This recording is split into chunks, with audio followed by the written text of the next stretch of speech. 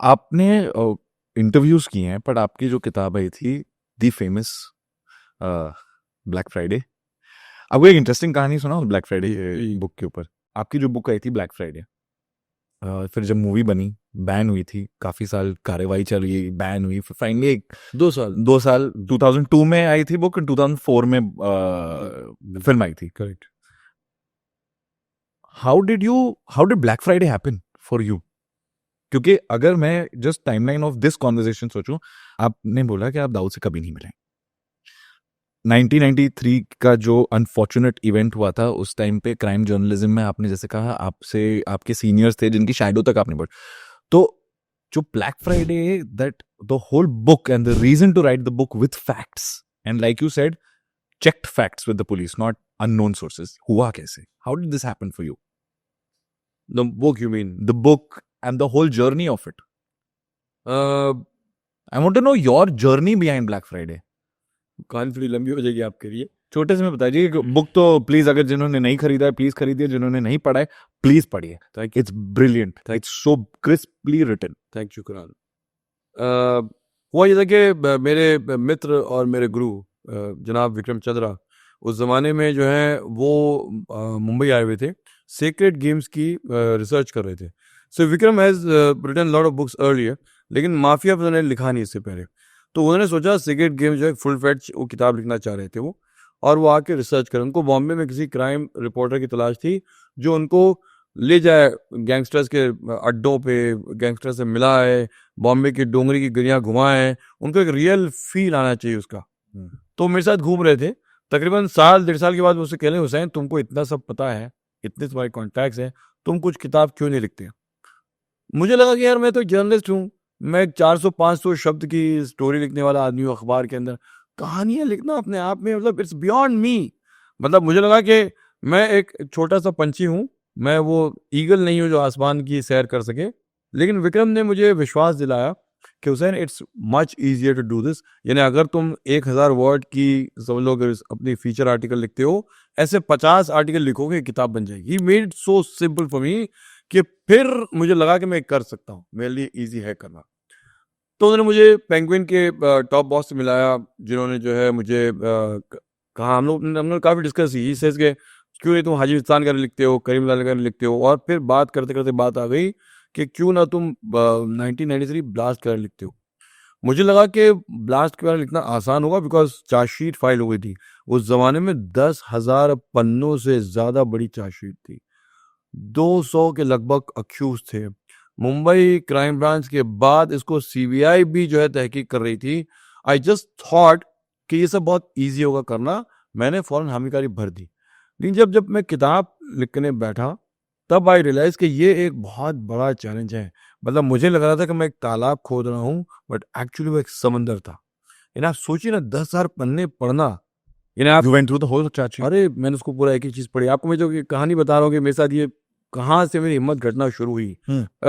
उस वक्त में सीबीआई के एक डीएसपी थे जनाब रमन त्यागी साहब, मेरे बहुत अच्छे मित्र हैं। मैं किसी तरह उन तक पहुंच गया और उन तक मैंने पहुंच के कहा कि त्यागी साहब मुझे जो है बॉम्ब ब्लास्ट पे आपकी हेल्प चाहिए। तो उन्होंने कहा कैसी हेल्प चाहिए? वो मुझे मतलब बताना चाहते कि भाई तुम्हारे बस का नहीं होगा, तुमसे होगा नहीं। तो कहने कैसी हेल्प चाहिए? मैंने कहा मैं सारे डॉक्यूमेंट पढ़ना चाहता हूँ, सब करना चाहता हूँ। तो जैसे ये आपका बड़ा सा कमरा है ना, उन्होंने जाके ताला खोला और दरवाज़ा खोल के कहा ये है तुम्हारा बॉम्ब ब्लास्ट का। आप सोचिए, थप्पी पे थप्पी फाइलें, डॉजियर्स, स्टेटमेंट्स। मैं कुछ देर देखता रहा, मेरा दिल बैठ गया, मैं कैसे करूँगा, हाउ विल आई डू। मतलब वो मेरा सबसे बड़ा पहले चैलेंज था।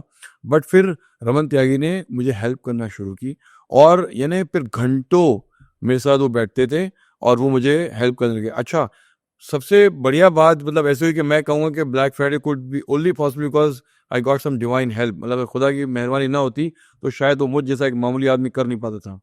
रमन त्यागी सीबीआई का वो एनसाइक्लोपीडिया थे। उस जमाने में कंप्यूटर्स वैसे नहीं थे, आज जैसे गूगल हो स्वाप कर लो, करेक्ट। आप एक बटन दबाओ और रमन त्यागी वो एनसाइक्लोपीडिया जो आपको सामने सारी पूरा आप नाम बताओ उसके, कहाँ अरेस्ट हुआ, कैसे हुआ, किस तरह हुआ, बताना शुरू कर देगा। So this was the CBI side of it. अब मुझे अंदर जाके कॉन्स्पिरेसी और अंदर जाके अक्यूज का क्या हुआ वो समझना था।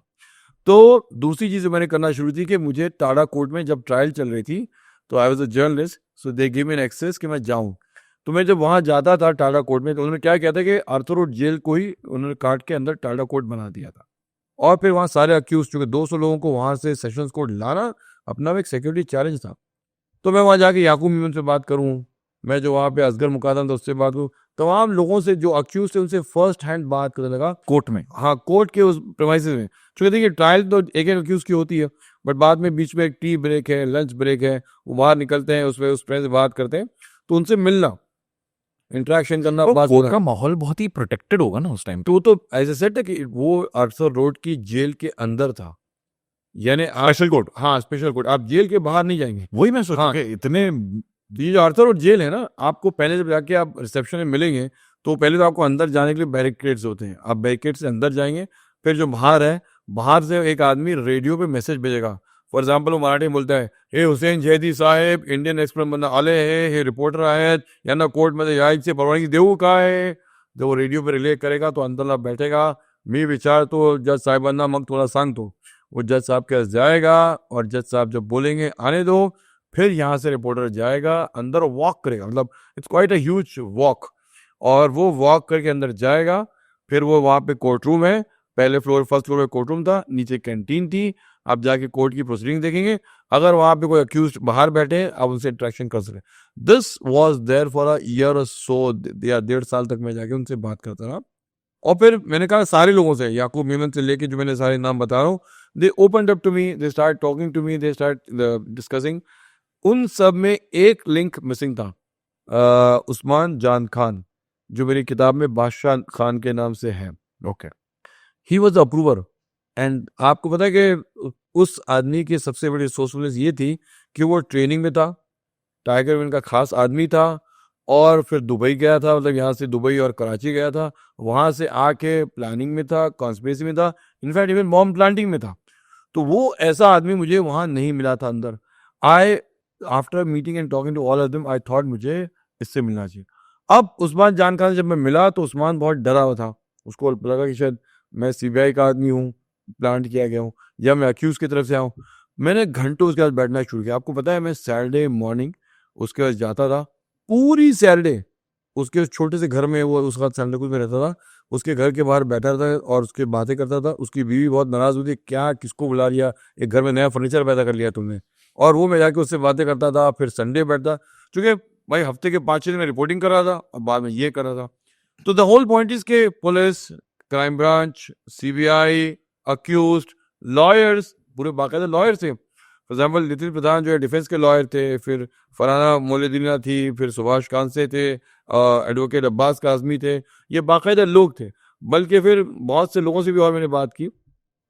बट आई एम श्योर ये लोग पहले ही कंफर्टेबल नहीं होंगे कि अच्छा ठीक है, हाँ कोई जर्नलिस्ट आया बात कर लो, सब खोल में you had to ease them in, no? तो देवर एक्चुअली जाने के बाद वो लोग कंफर्टेबल हो गए थे, लेकिन जब मैंने किताब लिखी तो लोग बहुत नाराज हो गए। उन्होंने कहा कि मैं कौम का गद्दार हूँ, मैंने उनकी सपोर्ट में लिखा नहीं है, और फिर वो लोग मुझे जान से मार देना चाहते थे। सच में?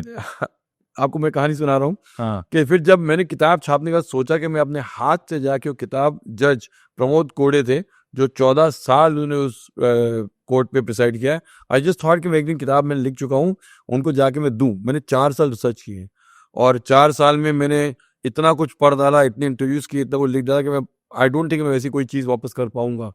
लेकिन जब मैं किताब देने के लिए जाता हूँ, और जो मैंने आपको पूरा प्रोसीजर बताया कि वो रीडर बाहर से रेडियो पर रिले करेगा कि हुसैन जैदी आले है रिपोर्टर न्यूज़पेपर से, इनको मुलाकात करनी है, उस दिन जज ने मुझे अंदर आने से परमिशन मना कर दी, क्योंकि he has been told कि the accused are very angry with him, there is a threat to his life if he comes inside the court।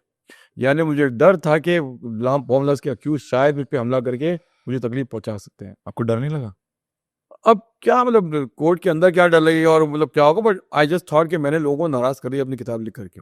हालांकि मुझे लगा कि मैंने ब्लैक फ्राइडे के अंदर उनकी सपोर्ट में मैंने बहुत कुछ लिखा है, जिस तरह मुंबई पुलिस ने उनको टॉर्चर किया है और को जिस तरह से उनके साथ एक्सट्रैक्ट किए हैं, जैसा जो कहानियां, जो एविडेंस है उसके अंदर, but somehow they were not very happy about it. यानी क्योंकि उनको लगा कि वो मुझसे जो चीज़ें डिस्कस कर रहे हैं शायद मैं वो उस तरह डिटेल में नहीं लिखूंगा, जो मैंने बाद में लेकिन लिखी थी डिटेल में। तो शायद कोई नाराज़ी हो गई और वो उससे मिलना नहीं चाह रहे थे, ऐसा कुछ हुआ था। That was black Friday. That was black Friday.